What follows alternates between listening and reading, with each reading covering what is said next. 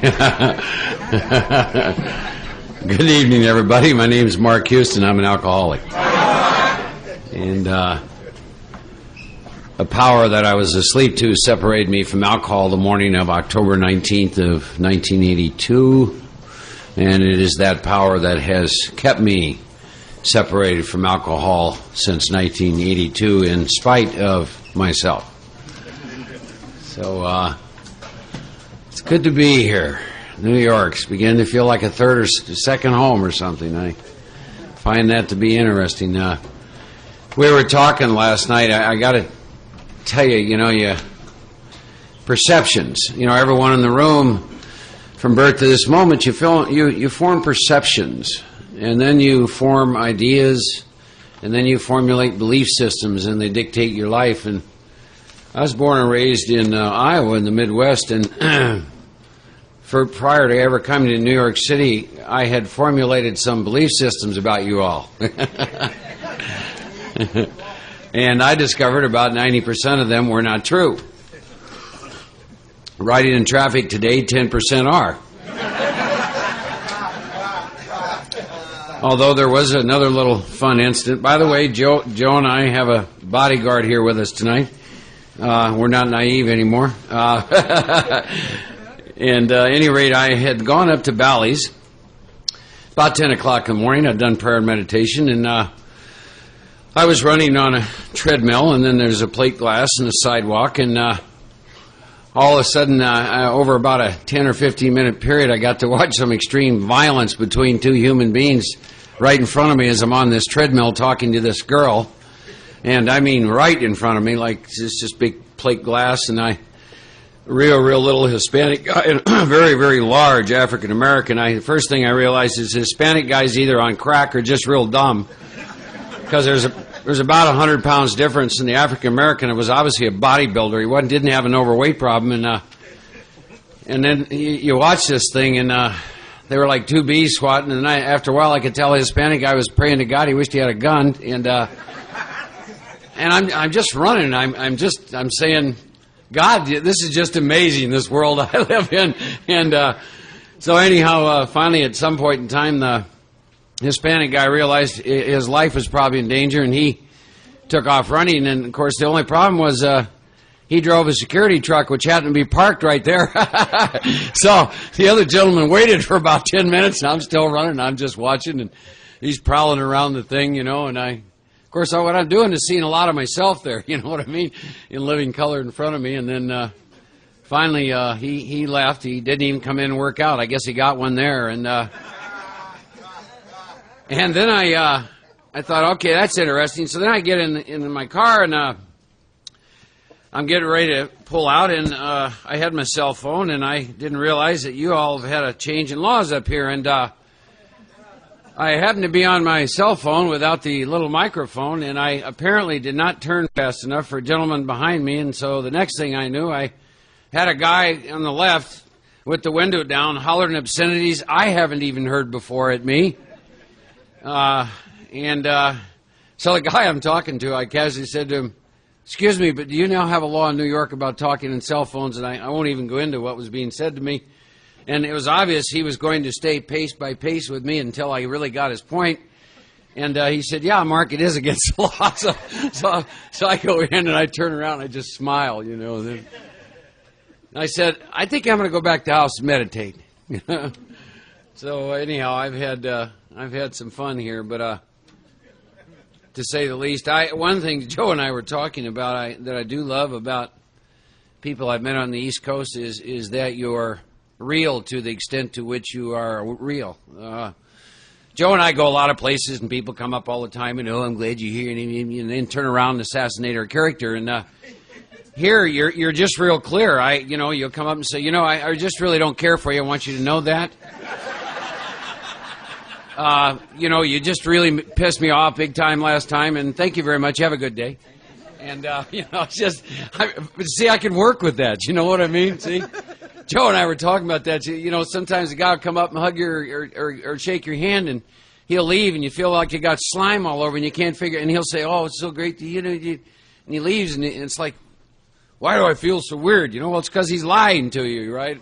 that kind of a thing. So I appreciate that. So stay real with us all weekend. I don't think that'll be a problem for many of you, but there's a quote I want to read. I'll share with you some writers and authors and spiritual men and women who've influenced some of my life, but I'd like to read this. It's a little bit about, I think, why I'm here. It says, all I can do for you is challenge your beliefs and the belief system that make you unhappy. All I can do is help you unlearn. That's what the learning is all about where spirituality is concerned.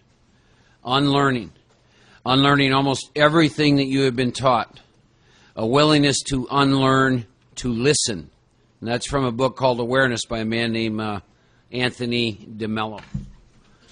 And I suspect that Joe and I would hope that some of that will happen for you this weekend. I would like to say a prayer. It's a practice that I've been working with for a little while, and I think the prayer itself will speak to you about what the practice is, and then in our own way, each of us can invite the God of our understanding, the God of our experience into the room here to open up our minds and hearts for what might take place here this weekend as we're joined together as a spiritual body. So if you'll join me in a prayer, I'd like to say,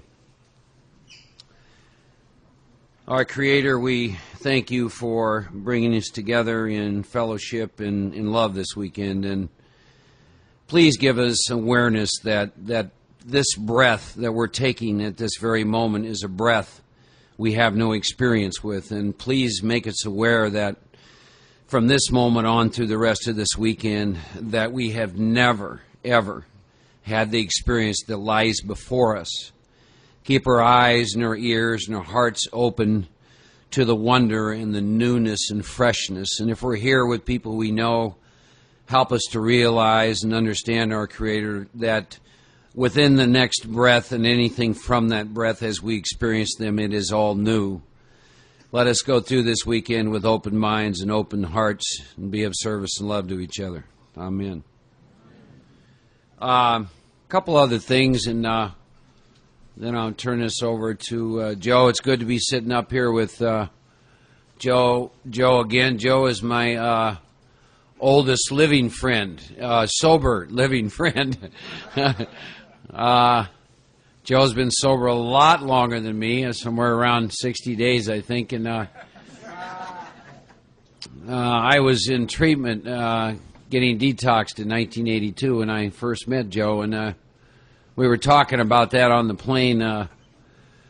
If you'll stay open to an experience with this power, whatever you want to call the power, some things can happen that you just beyond your wildest dreams that you could ever come up with. And he and I sitting here almost 20 years later is certainly an example of that experience, getting sober in Denver, Colorado, and series of events and living in a lot of places and towns and those kinds of things. And he and I really, this is the first thing we've got a chance to do together really in almost 5 years. And I told him I was excited about doing this with him. He said, why? And I said, well, you haven't talked for 5 years. And I said, so you got a lot of stuff. And I said, I've been doing probably a little bit too much, and I don't have much. So I said, it's going to be a good mix. You're just going to be on the tape a lot more than me. So I'm looking forward to this weekend.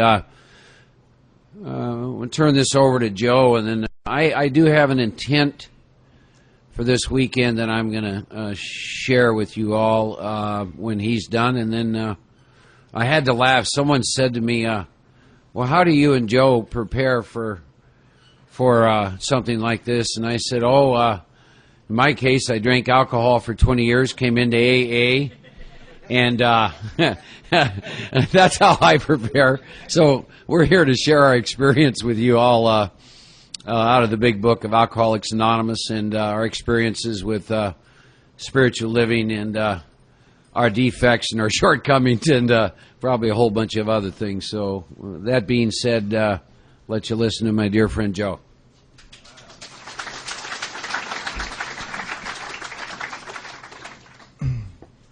Hi, I'm Joe. I'm an alcoholic. It's good to be here.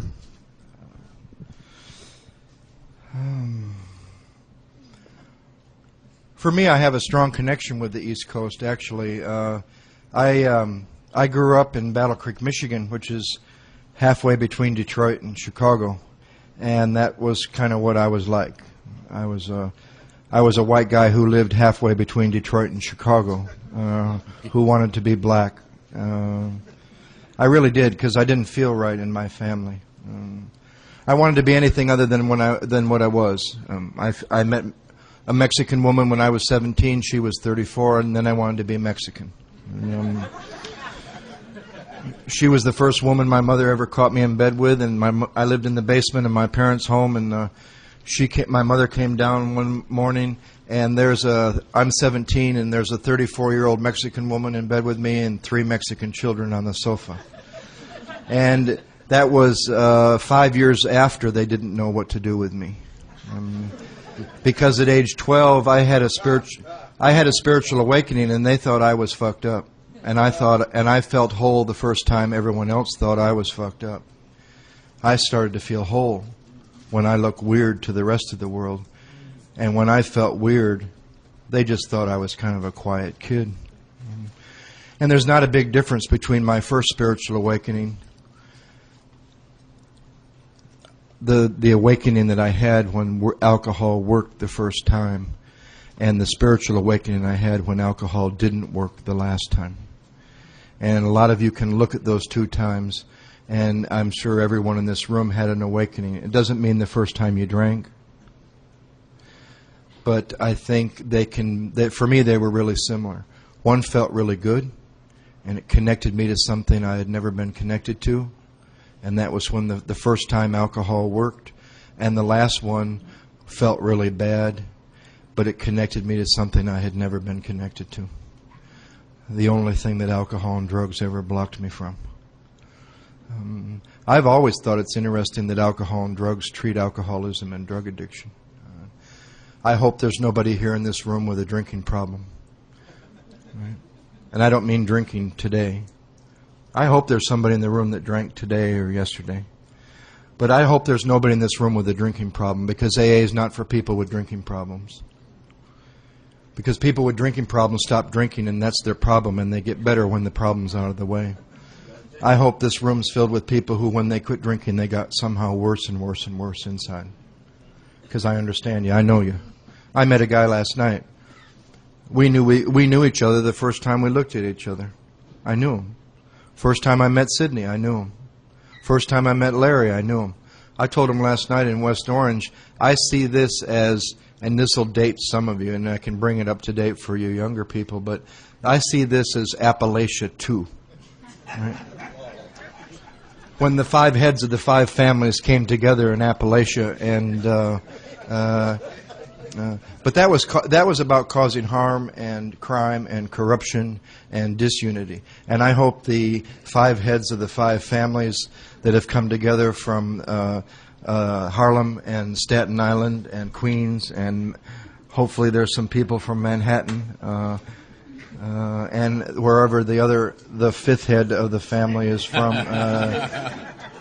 Mike Lawrence would have to be mentioned in there somewhere as the obsessive compulsive 5th head of the family, and I hope we come together to promote some unity in this area among people that are interested in doing what's in the big book of Alcoholics Anonymous, because there's no reason for any friction between anybody in this room or anybody in the groups that you go to, because if you're getting closer to God, you should not be moving further away from people. Thomas Merton spent many, many years in what a lot of people thought was a moving away from the world. And he said the more he was silent and in retreat, the closer he got to people. And people from all over the world just started to come and see him. I've been 5 years in India, and some people thought I was living in a cave or something. Shit, I was living in a guest house with cable TV, hot and running water, and a telephone, and a couple people even called me, and I was having a ball, because I hit bottom with stuff in AA that you all told me that I should have kept doing. I've had many bottoms in AA. I've been an agnostic on a regular basis in AA. A lot of people think they read the chapter to the agnostics once. Some people skimmed right over it because they thought they were big-time believers, but I saw I was an agnostic the first time I read the chapter, and I saw that I have some current agnosticism the last time I read the chapter with this guy right here after asking him to help me with this work starting in March, and I'm glad that's a person that knows I wasn't coming to him. I was coming to what he's found also that we join together in. That's why we call this the fellowship of the Spirit rather than just let's come together in the spirit of the fellowship. A lot of people in this room know the Big Book talks about two fellowships. One at the beginning of the work that all of us have experienced. And then you started to hate it. And then you started to hate it. And you couldn't stand it because you were in a condition that's the most miserable condition for an alcoholic to ever be in. And that is sobriety. I hate sobriety in that condition. But then you found somebody who was involved in the fellowship of the Spirit. And it didn't matter what color they were, how they looked, how it didn't even really matter some of the stuff they were doing in their life because they had been changed. And it scared me when I met Don Pritz. And it scared me because I thought he had changed himself. And I'd been trying to change myself for many, many, many years. And when I hit bottom with the second half of step one, I'm going to mention this term many times, and we can come back to it in different ways. And I just heard it the other night from a friend in Dallas who got sober in our group in Santa Monica. And she said, what happens to a lot of us, whether you're talking backwards through the steps? So you're either moving backwards through the steps tonight or you're moving forward through the steps. And I can show you how that's worked for me. But she said, no matter what direction you're moving in the steps, you can get stuck on the dash. You know that dash between the first half of step one and the second half of step one? And we used to be really clear with the guys we were working with that there's the first half of step one and the second half of step one. And we made a big mistake because we disconnected the second half of step one for people. And they started doing the work based on the unmanageability. They got halfway through the ninth step. Their life changed. They had a spiritual awakening as a result of 1 through 9.5. Told people they went through the steps. Right? I've been through the steps. They still got unfinished amends. You haven't been through the steps. They got stuck on the dash because the unmanageability got better and those unfinished amends didn't have nothing to do with the first half of step one anymore. And I've gotten stuck on the dash before. I think if Mark, and he said that we've made a commitment to be genuine with genuine people. Because this, I'll tell you, this ain't like the Los Angeles. There's only a couple places in Los Angeles that I can feel the energy that I feel right now, right here in this room. And that's among people that are doing what's in the book. We're all basically the same all over the country. You know, one part of the program doesn't work for us. We're sicker than most. We need the whole thing. We're not better or special or different. We're just a little sicker than those that get well on the fellowship, you know. Just not drinking and going to meetings didn't treat what the people in this room suffer from, or you'd just be not drinking and you'd be going to meetings. You wouldn't be here tonight. That's an interesting thing, too. But there's a couple places I feel the energy like I feel in this room, and one of those places is South Central LA in a group called The Truth, the Light, and the Way. And that energy was in the room last night. And when I start to feel that energy, it frees me up, and I can just go haywire and say any old thing because I get free. Mark and I, maybe less than a lot of people that you've heard that go around or that Glenn knows or that Mike knows or that a lot of you know, we didn't have as much of an attachment to being popular because we kept doing the work.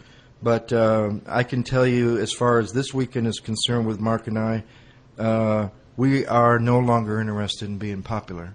We're interested in alcoholics living or dying, whether you live or die, because alcoholics are dying. Mark can tell you about the number of people he's buried in the last several years.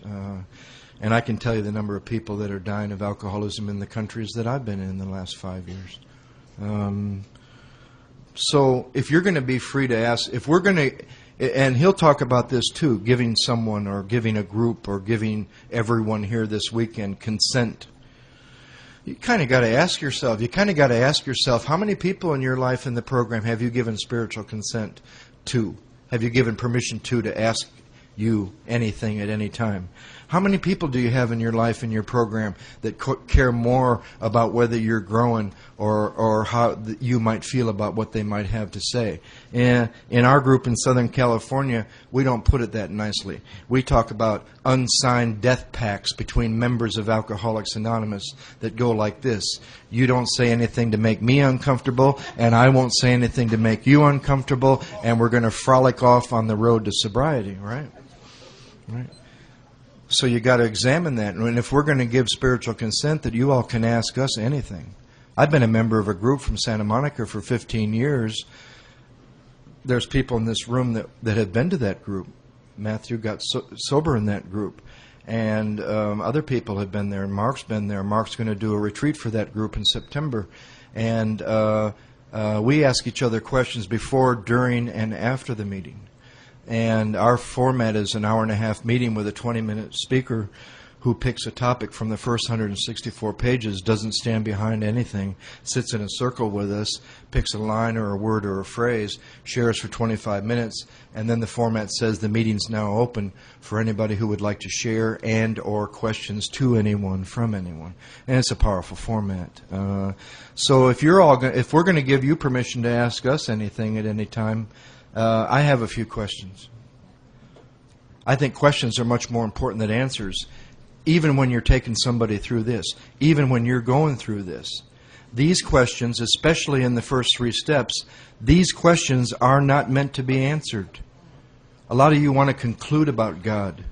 You don't want to experience God. You want to answer the question right away. These questions are meant to be experienced.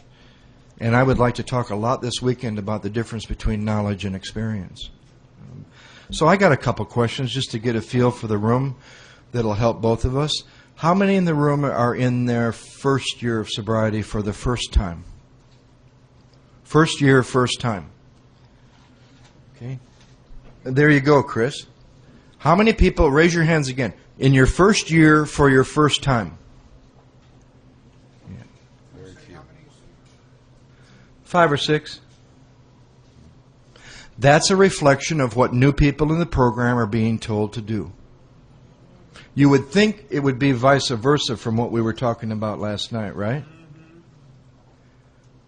When I was in my first year and I'd hit bottom with that second half of step 1, you better believe I would have been here. I was chasing after Joan Charlie and Don Pritz and Bob Olson and anybody I could find. How many in this room? How many in this room are in this room in their first year for more than the first time? Yeah. That's a reflection of the same thing we were talking about last night. There's more people in the room in their first year. How many people in the room in their first year for more than the 5th time in their first year? How many people in the room with more than a year? More than 5 years? More than 10 years? 15? More than 20? 2. More than 25? Yeah. So,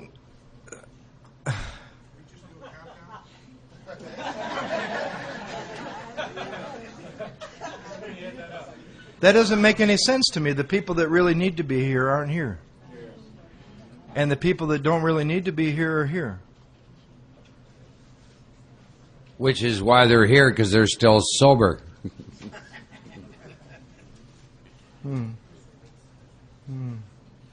I got a couple other questions. How many? Mark and I go to a thing.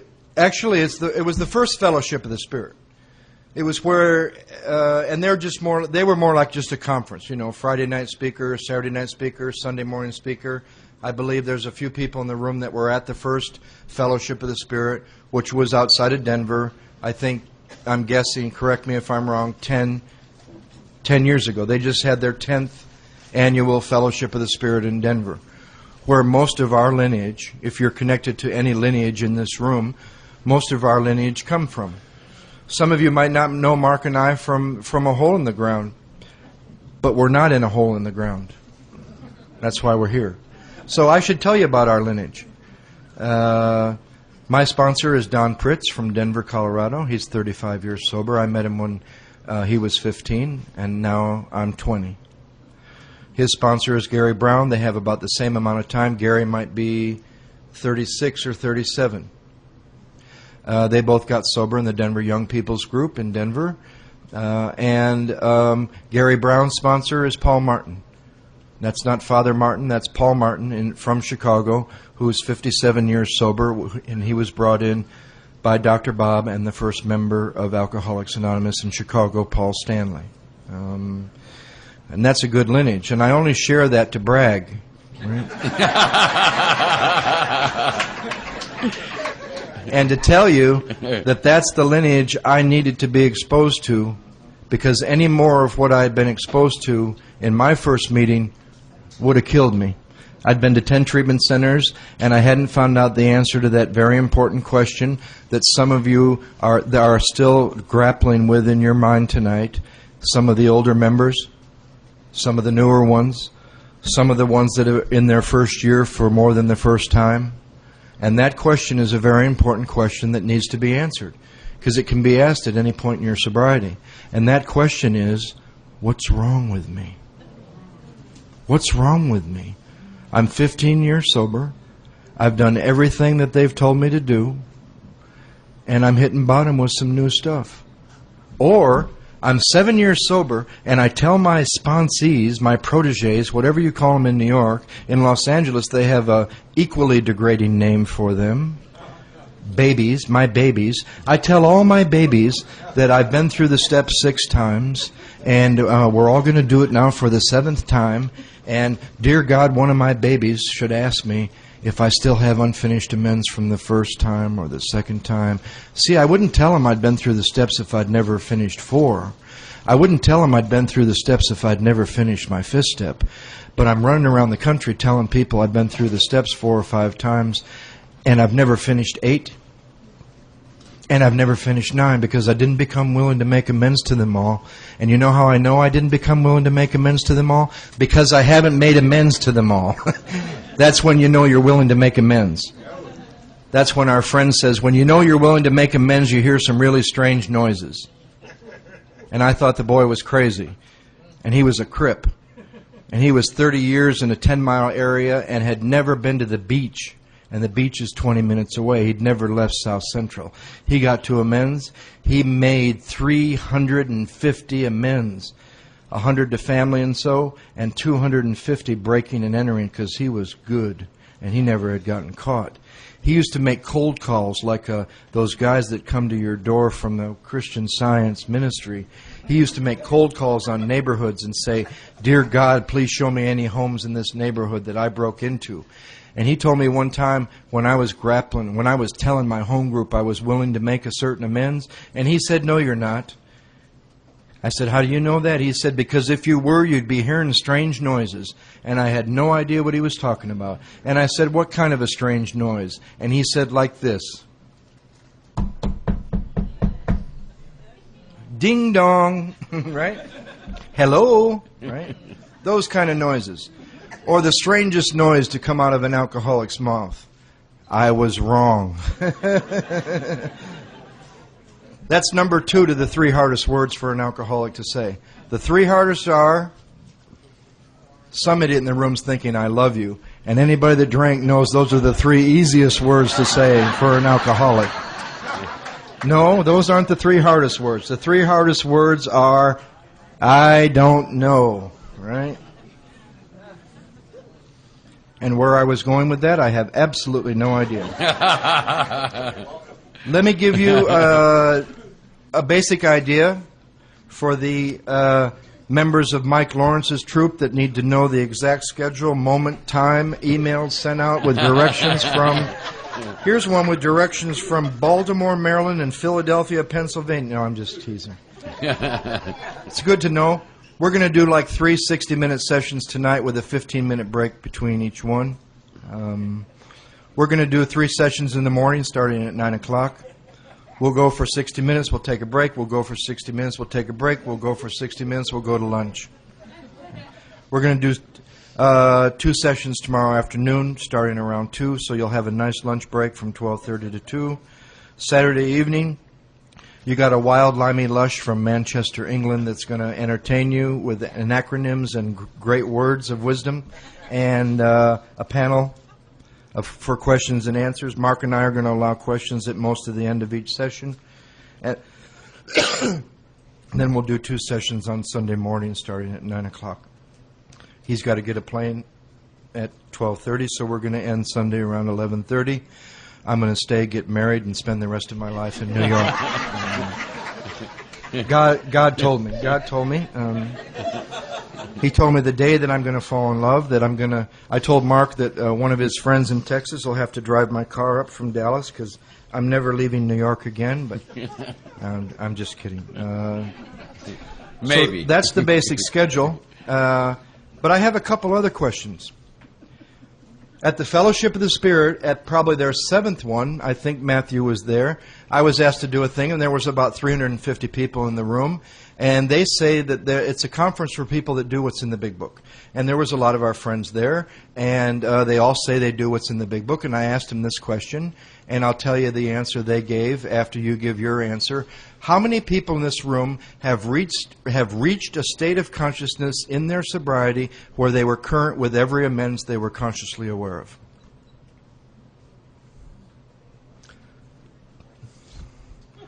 About the same number that are here in their first year for the first time.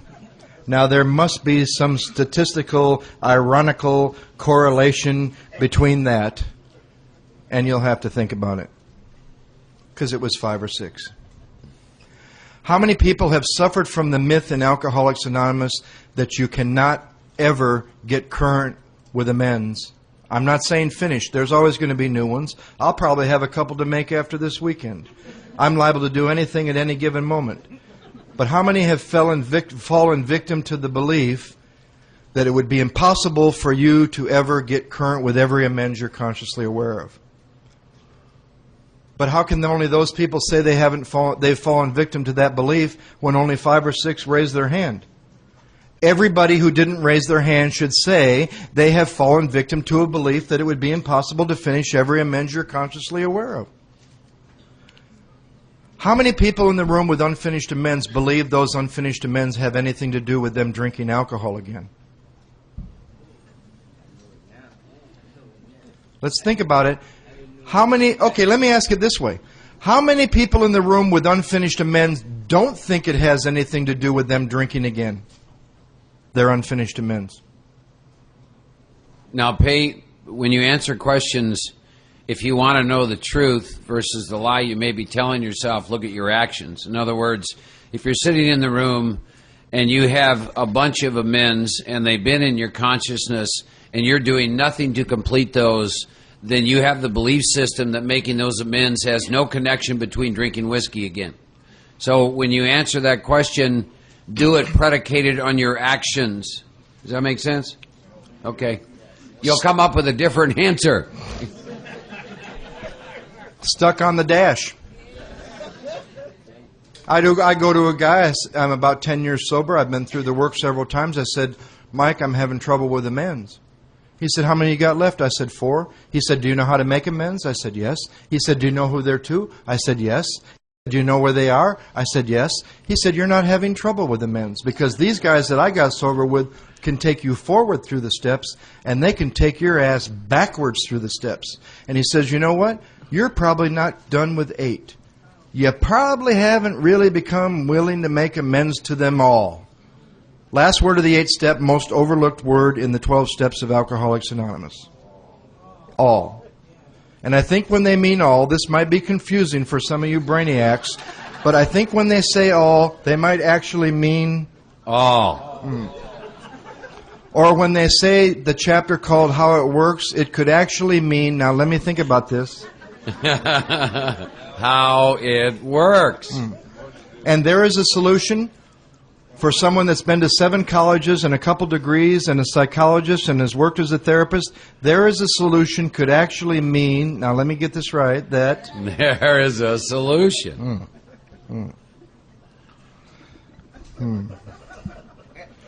And where I was going with that, I have absolutely no idea. So I have a couple other questions. Here's a prayer. We might as well start the weekend with it. Everybody that's in amends, I don't care if it's the first time, 5th time, I don't care if it's the 5th time, telling people you've been through the steps 4 times, that you're doing it for the 5th time, but you're still in it for the first time. See, it took me 2 times through the work to finish the work once, to get current. I've been asking Mark for years, can we come up with a better word than current? Because it's a day that in your heart I would like everyone in this room to one day experience. But I think the book does give us a good description of it. We've entered the world of the Spirit. And we're given a new 6th sense. Because I don't know about you, but I've only had 5 senses to depend on my whole life. We all know what the 5 senses are. How many in this room have ever been to a meeting on the topic that the big book promises you a 6th sense beyond sight, touch, smell, hearing, and taste? Anyone ever been to a meeting on the promise in the big book that you will be given a 6th sense? Why haven't more of us been to meetings where they talk about the promises in the 11th step? That sanity will return. How dare you say sanity will return? What do you mean? You can drink again? Are you crazy? The big book doesn't say sanity will return. Yes, it does. Why do we never hear the 11th step promises at a meeting?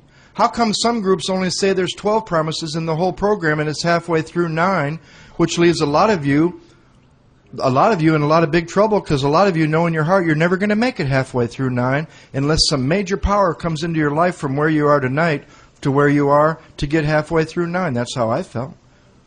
There's promises at step 2, before the 3rd step prayer, after 5. I asked a guy once, how do you get the promises on 83? The guy really pissed me off. You know what he said? Do everything from 1 to 82.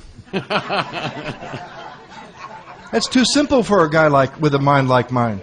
You mean to get what's on page 83 in the big book, all I have to do is what's on page 1 to 82? He said, yeah, it's laid out for a reason. And I said, you mean the 4th step actually comes... Now, let me get this right. Step 4 actually comes after 3? Ooh, that's hard, right? I got another question here. Well, we might as well go right to the... Aren't you glad you gave him spiritual consent? Well, we might as well go right to it. I mean, we've got to get to it. How many people in the room believe alcoholism and drug addiction are the same? Oh, good. There's been some work done in this room. About as many people that are in their first year for the second time. That's an interesting number. Yeah. Well, then, how many people believe that today they have a choice whether they drink again or not? Come on now. Get honest.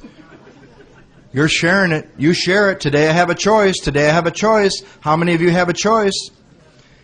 Okay, keep your hands up just for a second. That's about as many... No.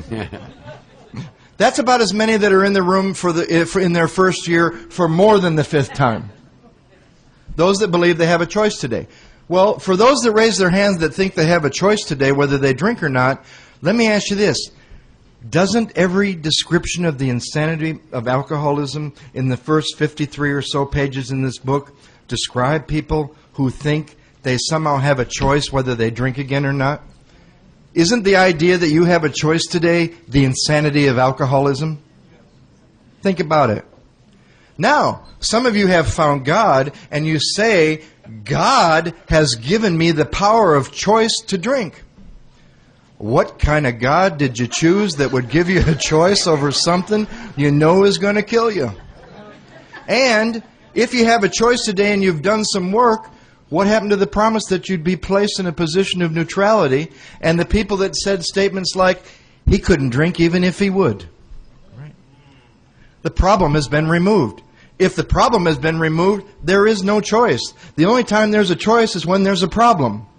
And to those of you that think you have a choice, how can you say you're powerless and that you've lost control and have a choice? Because you can't be powerless over alcohol and have a choice. Think about it. I could be wrong. Don't get mad at me. Let's look at the facts.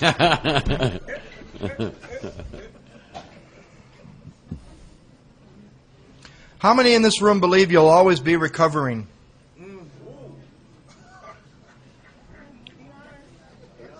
Same people that think they have a choice today. Because if you have a choice, you will always be recovering. Over and over and over and over. Until you realize or drink enough to get to a place where you don't have a choice. First promise, first book, first printing, first edition, first one ever printed, first page says, this is a story of people who have recovered from alcoholism. The first thing always said is, Joe Hawk thinks he's cured. I don't think I'm cured. Anyone in the room that knows me knows that I'm not cured of alcoholism. I have a daily reprieve. But here's another way some of you will always say that. A daily reprieve contingent on my maintenance of my spiritual condition. Boy, there must be a big delusion in that somewhere about the first step. In a fit spiritual condition by the grace of God. Because I'm telling you, you can't even do the work in this book without the grace of God. How about this one? I'm working the steps to the best of my ability. And a friend of yours from your home group says, I thought you said last week the very best you could ever do was to be glued to a bar stool, screwing everybody in your life over, and now you're working the steps to the best of your ability. That's like the people that will always go, it says it's not about perfection, it's about progress. But they describe a guy in there who drank because he failed to perfect and enlarge his spiritual life.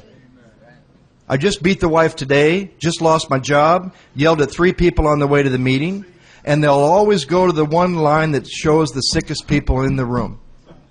And I know a man, Oscar Weiss, he's dead. He lived in Denver where we got sober. And he said this book was written, he was one of the first 100. You can look at in a lot of our history books, Oscar W. He said this book was written by drunks for drunks, and they specifically put places in this book where for somebody's looking for a way out, they'll always go to that word. And you know what they called them in Denver? Drunk traps. And you know what some of those words are? Probably, or, maybe, rarely. Right? Got to be careful. Life and death. You're not in this room because you might have a bad day if you go out again. You wouldn't be here. Those people are over somewhere else in Queens complaining about having a bad day and how they're going to make the next day really good and comfortable with gratitude, love, and happiness. Right? Life and death. If we were all in a cancer ward, there's a hospital upstairs. This happens to be everybody in this New York area that has a specific type of cancer. We've all been given from a test, no doubt. We all got 6 months to live. We've all been told. We meet here as a happy fellowship on Friday nights to talk about the terminal cancer that we're all dying from.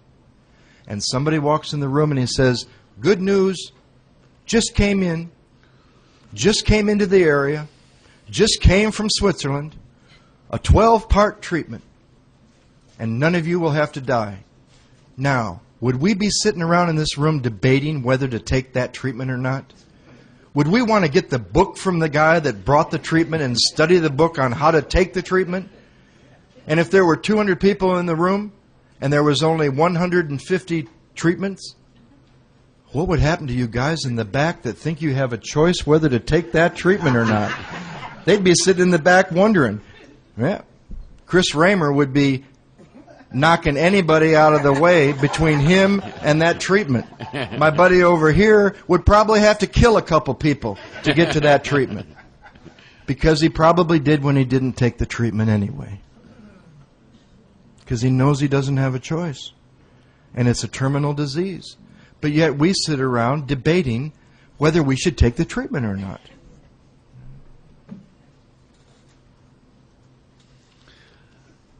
Oh, yeah.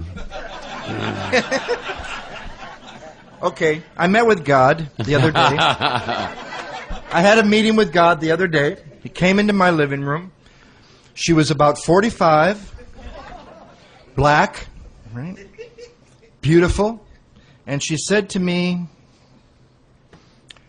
"Do you have any questions?" And I said, Yeah, God, I got a question. I said, "What kind of problems do you have?" She said, "You know, nobody ever asked me what kind of problems I have." God said, "Nobody ever asked me what kind of problems I had.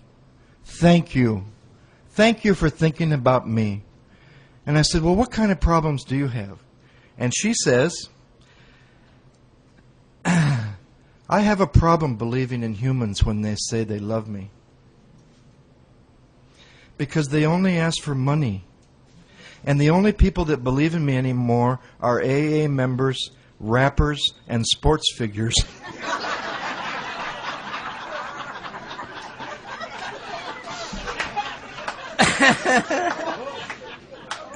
They're the only ones that thank me anymore. But I have trouble believing in whether people really like me. Okay. So I want to talk this weekend. I think some of our intent is to disturb some of you about the question of alcoholism. I like to be clear with people where I come from. About 6 weeks ago, I'm at work, and I get a call from a pal of mine in the program, and he said, "I want to let you know that our friend Owen took a gun last night, and about 9.5 years sobriety, he blew his brains out. And the family would like you to do the eulogy on Friday night." That was on a Tuesday. This was a guy who took to the work when he was probably about 4 years sober, dying of untreated alcoholism. And he had a revolutionary spiritual experience. He got free of a lot of bondage that he was in, sober, with old belief systems like thinking he had a choice in whether he drank or not sober, and many other things. And then somewhere along the line, he must have forgotten what we talked about a lot, which is stay in action, work and rework, because of a phenomenon called reconstruction of the ego. You cannot beat your ego. Your ego is mysterious and powerful as God himself. As far as you're concerned, you cannot defeat your ego. It'll take the best of you. I don't care how long you're sober. I don't care how much you love God. I don't care how spiritual you are. I don't care what your beliefs are. It'll take the best of you. And so I said I would deliver that eulogy. And I went to that church, and God, there were a lot of alcoholics there, and we talk about spiritual consent. There were three men he sponsored. They were just basket cases because they didn't have a clue what was going on with this man, because he didn't give them spiritual consent. They were devastated beyond belief. It was a surprise. And his brother got up there and he collapsed when he was up there. That's alcoholism. See, you don't have to drink. You don't have to drink to die. And that was on. So I did that on Friday. And then on Sunday I get another call, and a man I'd known. He had just celebrated a year, but he had drank. He came to AA almost 20 years ago. Until he got exposed to the steps out of the big book with someone who had experience, he never had a chance, and in and out of treatment and all the things that we do. And he had done a lot of damage to his liver and his kidneys. But he came in for a routine checkup. He was waiting for a liver transplant, and and he died. And he died sober, but a year sober. 42 years old, multimillionaire, wonderful man. Died of alcoholism. 2 of them sober. See, if you think that I care about how you feel about anything I have to say to you about the subject of alcoholism, you are sadly mistaken. I love you far too much to care about how you feel about what I say if something comes to me on an intuitive level that I think may prevent you from dying an alcoholic death, and that's whether you're brand new or that's whether you're around 5 years or 10 or 15 or 20 or 30. I love alcoholics and drug addicts, and I'm tired of burying them, and I'm tired of all that.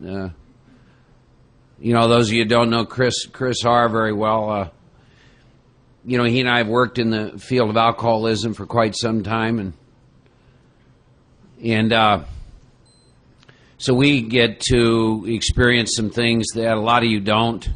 They used to die in our rooms. They don't now because you got the screen at treatment centers and hospitals, but they're still dying in droves, and we see that all the time. And then people wonder sometime why we're so passionate. You know, why are these guys? Why do they seem so rigid? You know, I mean, why do they seem so serious? You know, what is this about? You know, well, let me ask this question: How many of you have been to a funeral in the last year of someone who died from alcoholism or drug addiction? Raise your hands. Okay, probably a fourth of the room. More than those in the room that have finished every amends they're consciously aware of. Yeah. Now, on that note, you know, a few things. Joe and I are not attached to methodology anymore. We just damn near analed ourselves out of here with our methodology.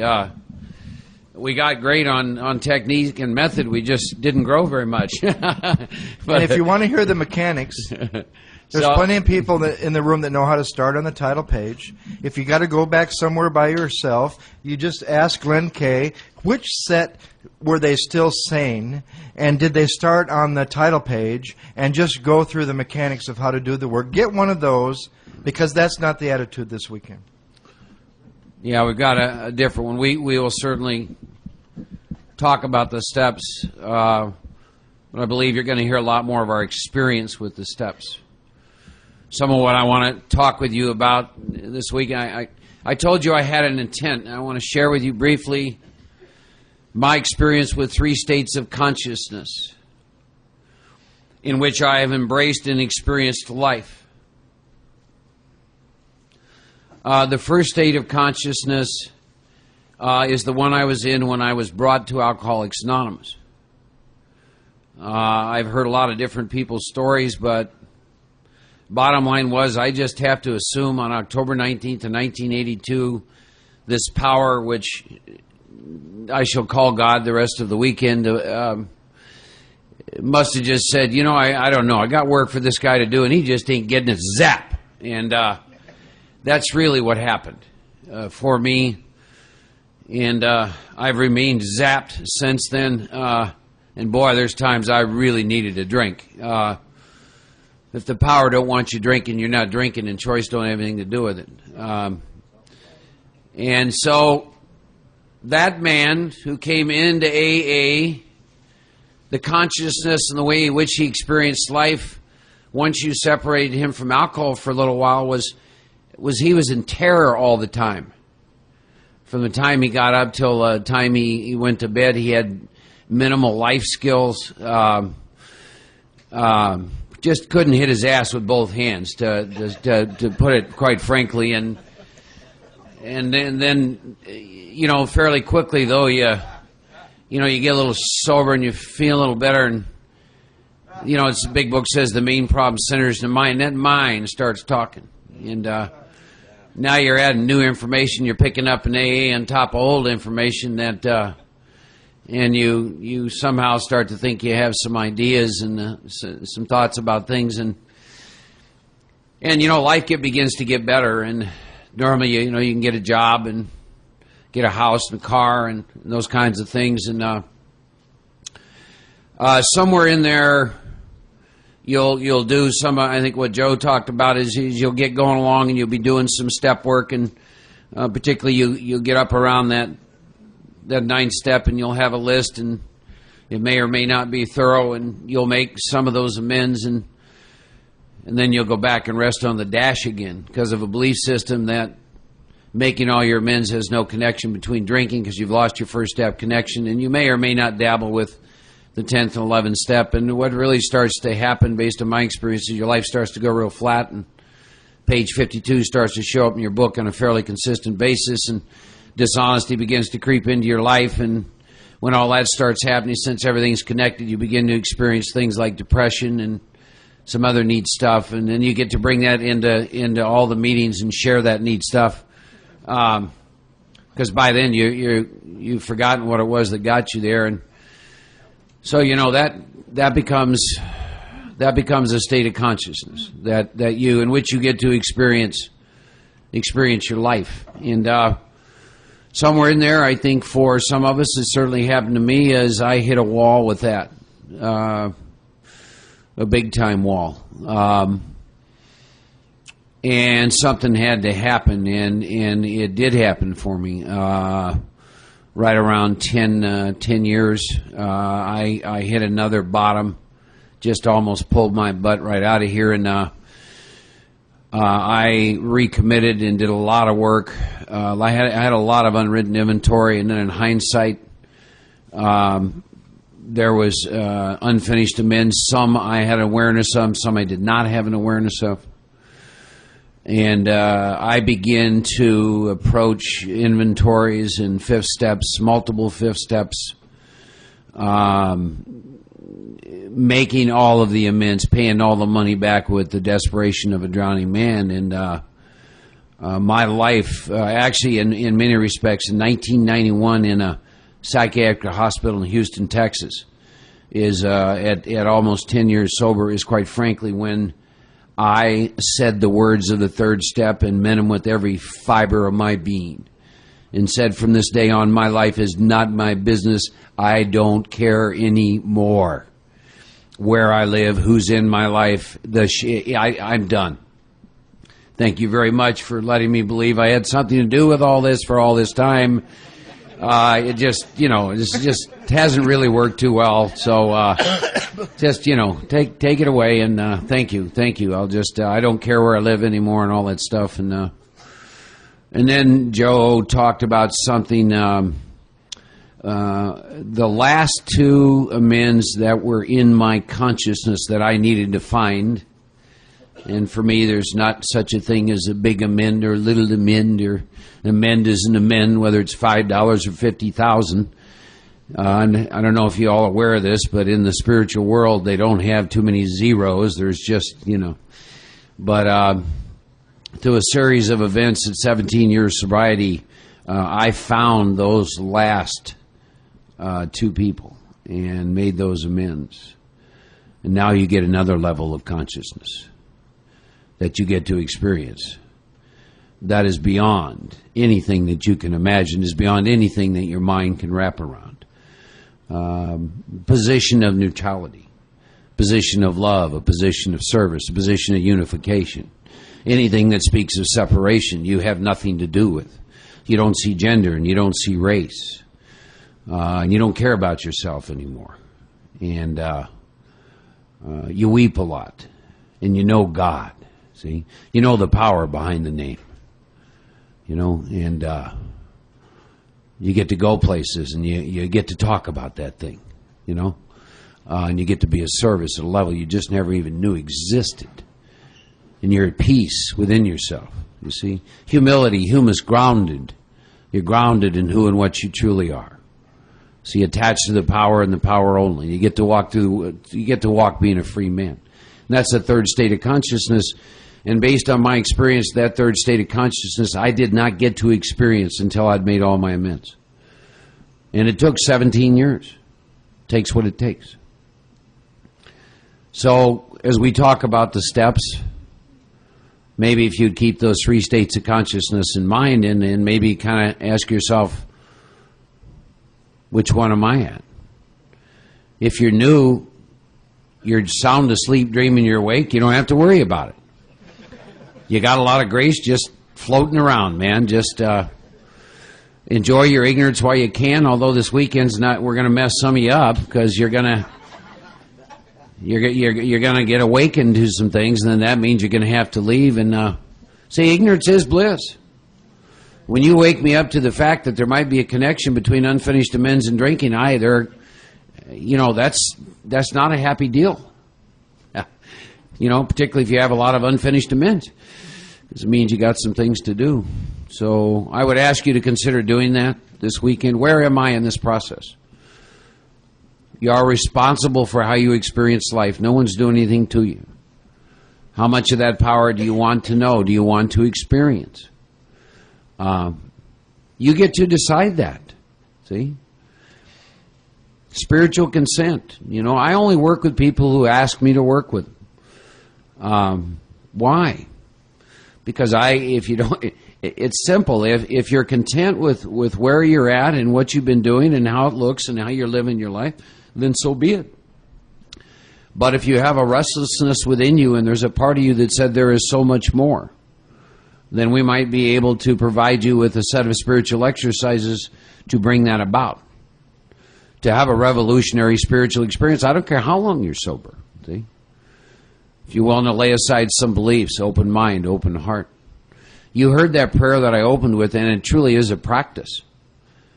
As we breathe this breath right now, none of us have ever breathed this breath before, and what's going to happen the next minute, none of you have ever experienced before. And even people that you know, on the break that you talk to, you have never experienced that moment in time with them, and you are asleep to that.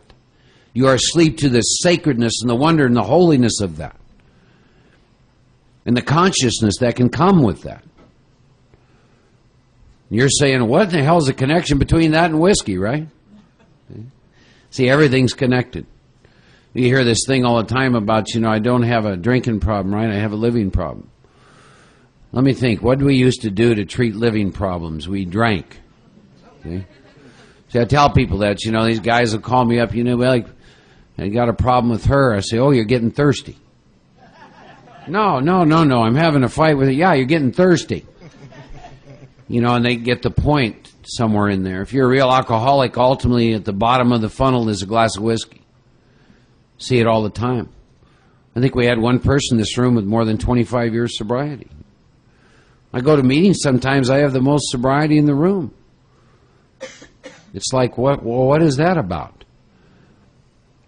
We have a chronic, fatal, progressive illness called alcoholism, and it kills and kills every time. And my experience is, if I do not have a revolutionary spiritual experience and continue to grow within the framework of that experience, I am probably going to die of alcoholism. And it can happen like my friend Owen, and that almost happened to me. Or I could drink myself to death. If spiritual living was easy, ladies and gentlemen, there'd be 50,000 people. We'd be doing this in Shea Stadium. This is not for everybody. You have to decide. Working with the disciplines of 10 and 11 and a commitment to finish amends is not easy. But you got to remember, you don't do it on your power. I tell people this all the time. I didn't wake up one day and say, I think I'll become a little sunbeam for God. All I can tell you is what happened to me is the material world, as I begin to know and experience, left me empty and bereft. The only thing left was God. See? And most of you are just like me. If it's of the flesh, you've been there and done that, right? And it leaves you empty. So I guess it's like a man named Osho. He's got a great tape. I love it. It's called Zorba the Buddha. And what he says is his experience was that the people that he found who ultimately wound up doing spiritual living were the ones who exhausted everything like Zorba.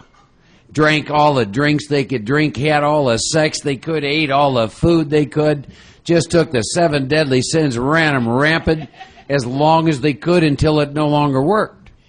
And I thought, well, he's talking about me and every alcoholic I've ever met, right? So, this is a room full of Zorba the Buddhas, So we've ran that course. So this weekend's about something else. This weekend is about a set of spiritual exercises designed to bring about a revolutionary spiritual experience.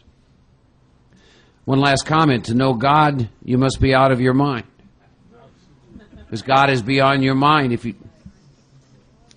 Another deadly, deadly trap with the second and third step and the 11th step is the worship of your own mind. If you're sitting in this room and you're having an experience beyond your understanding, it is probably of God. And if you're having an experience that you're understanding, it is of your mind. And your main problem centers in your mind. My standard response since 1991 is, I don't know. Because my experience is always, consistently, as I sit here right now, far exceeds my understanding. And if your experience equals your understanding, it is of your mind.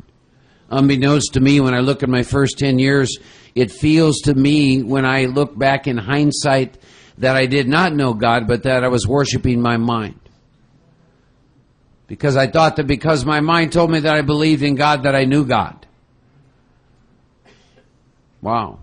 Isn't that interesting? So, those are some of the things that we're going to talk about this weekend. We're going to do that by talking about our experiences through the steps. And timer just went off. I think we're ready for our first break, aren't we? All right. See you in 15 minutes. 15 minutes.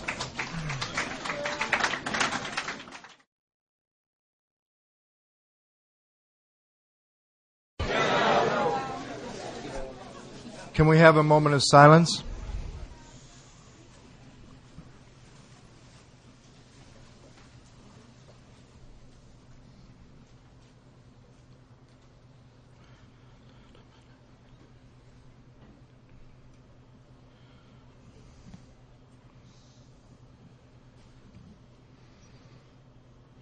Okay. Do you know why some people are afraid of meditation? Because every time they heard you have the right to remain silent, it scared the hell out of them.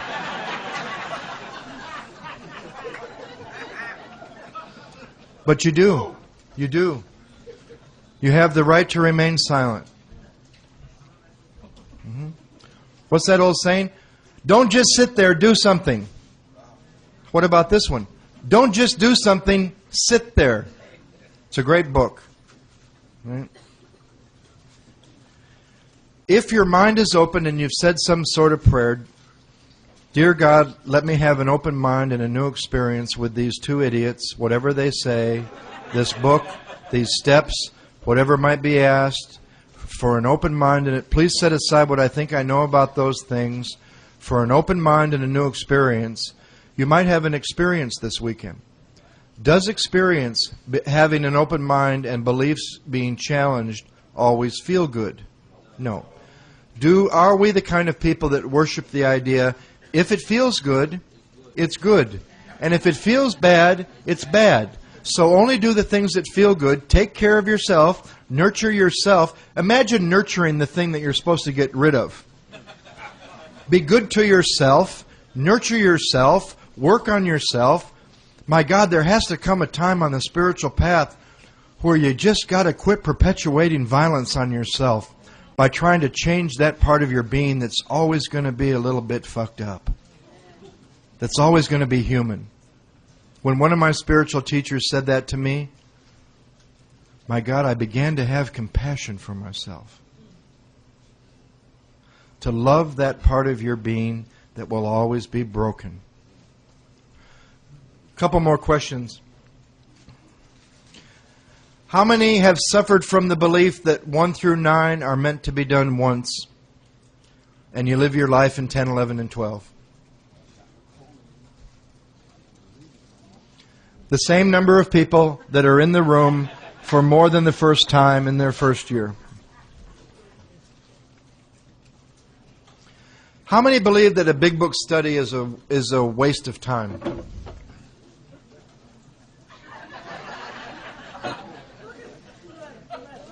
The same number that think they have a choice today. I'm going to tell you, studying the big book of Alcoholics Anonymous is a waste of time unless it gets you excited about doing what's in the big book of Alcoholics Anonymous. Look at the big book of Alcoholics Anonymous like this. It's a set of swing set instructions. Put part A to part B to part C to part D to part E. What do you got? A swing set. We put part A to part B to part P to part C to part D. You got a spiritual awakening. Studying it is not going to make it happen. Learning it is not going to make it happen. Doing it is going to make it happen. My favorite analogy, it's still my favorite analogy, and I think they're very much related, and that is the similarities between a spiritual awakening and an orgasm. Now, go back to the day before your first orgasm and think of everything you thought you knew about what it would be like to have one. Then go to the day after you'd had one. That's the difference between knowledge and experience. It's very simple. Two twin brothers, identical in every way. They make a bet. We're going to go find out what it would be like to have an orgasm. One goes to the library, one goes to the whorehouse. The one that goes to the library studies it, gets a degree, goes on to teach it at Harvard. He knows more about what it would be like to have an orgasm than anybody in the country. The other brother, it took him 15, 20 minutes, depending. He found out what it would be like to have one, right? But why do we got to sit around studying what it would be like to have a spiritual awakening? Go for it. Chris said last night, our founders didn't suffer from the delusion that they had time. 2 weeks, boom, out of the hospital making amends. Now, this is one I never heard until my first visit to New York, but some of you have fallen victim to this belief. 1 step a year. So, let me get that right. Nobody in this room would be helping anybody until you're 12 years sober. Nobody would be in amends until you're 9. I made it 6 months and I was ready to die of untreated alcoholism. And they're going to tell you, take a step a year. Guy mentioned it at the break. Misery loves company. First thing I ever heard at one of my first meetings, a great speaker from Texas, he said you can stay sick in the program of Alcoholics Anonymous as long as you want, and you'll have plenty of company. He also said you can get well in the program of Alcoholics Anonymous, and you'll have plenty of company doing that too. Which group do you want to belong to? Okay? Another question. How many believe the only requirement for membership is the only requirement for sobriety? The only requirement for membership is a desire to stop drinking. I would be willing to say that anybody in this room over 5 years doesn't even meet the requirement to be a member of AA anymore. Because you know what? I don't have a desire to stop drinking. It was removed 20 years ago. And what we've done in the program, because we ain't blaming nobody here. What we've done in the program of Alcoholics Anonymous, with the difference, the perversion, the twistedness between the short form of the third tradition and the long form of the third tradition, is what has watered down the message. Because now, even with the stuff our own General Service Office puts out about a closed meeting, I think Bill was real clear in Problems Other Than Alcoholism, the pamphlet. Open meetings? Bring anybody. Bring the neighbors. Bring the family. Bring anybody. Anybody's welcome to an open meeting. A closed meeting, you could now be an overeater. You could be anything but an alcoholic, and all you would have to say is, I have a desire to stop drinking. And you could walk up to somebody who's dying of alcoholism and share your solution and not have that common problem and kill that person you're talking to. Because you might say, I'm a member of AA because I have a desire to stop drinking, and I just choose not to drink every day, and everything's just hunky-dory, and you've just given that person a razor blade and they might as well just kill themselves. Alcoholics Anonymous is for alcoholics, and you have to drink alcohol to be an alcoholic. My therapist told me I have an alcoholic mind, but I never drank. No, you got a fucked up mind and you're suffering from a spiritual malady. Alcoholism has to do with alcohol. The main symptom of alcoholism is an idea that's going to take you back to alcohol. And drug addicts aren't always alcoholics. We're going to get to that in a little bit when we get to the doctor's opinion. A lot of people are alcoholic addict. I started the work, went through a lot of the work, because I've had the craving for drugs. I've had the obsession for drugs. I have a drug-a-log that might scare some of you that are real addicts, but all I have to do is say something to a real addict. All I have to do is say one thing. I woke up one day, made up my mind to never do heroin ever again. I didn't like where it took me, and I never shot heroin ever again. And a real addict's eyes will glaze over, and he'll say, I don't understand you, because I tried that time after time after time. Then I'll say I had a couple bouts with cocaine, one here in New York, one in Key West, right over here on President Street, some guys, early 70s, good cocaine. I was always the guy when they were snorting it and they didn't want to hear about no junkie, nothing. I would always say, could you please put mine in here? And I would go to the other room. I shoot cocaine. I know about the craving. But you know what? I woke up one day and said, I don't like the way cocaine makes me feel. I'm never going to do it ever again. And I never did it ever again. So technically, we're going to find in this book, my first step goes like this. I'm a real alcoholic who was a hard drug user. And I fit every symptom of a hard drug user. But I'm not a real addict. Now, I'd like to talk about a step that everyone in this room has been on, but nobody in this room has ever heard of. Only a couple. I would like to talk about a step that every one of you have been on, me too. A new step. A new step, but we've all been on it. I would like to talk about step 0. And I'm saying 0 for a reason, because it goes like this. Look at the time from your, and we all have different lengths of time in step 0. And you can be in step 0 again after going through 1 through 9, having been in 10, 11, and 12. Step 0 goes like this. Think of it for the first time you were in step 0. From the day of your last drink until the day you submitted yourself to the program of Alcoholics Anonymous rather than the fellowship, you were in a step called step 0 because all you were doing was eliminating alternatives to get down to 2. Because there's no reason to do the work in the big book unless you're down to 2 alternatives. I think it's page 25. And on that page it says, to go on the best you can, blotting out the consciousness of your situation as best you can, or to accept spiritual help. And you're on step 0, because you got more than those 2. You got those 2 maybe, but you also got another option that if you get the right job, everything will be just right. You get the right relationship, everything will be just fine. And you spend a period of time, it only took me 6 months. God loves me more than He does a lot of you. You had to suffer a lot more than I did. He gave me 6 months to hit bottom with step 0 because I thought I had more than 2 alternatives. And my alternative was this. I admit that I'm powerless over alcohol and drugs, and that's why my life became unmanageable. So now that I'm not drinking and using anymore, the problem's out of the way, everything should be just hunky-dory because I'm not using drugs and alcohol anymore.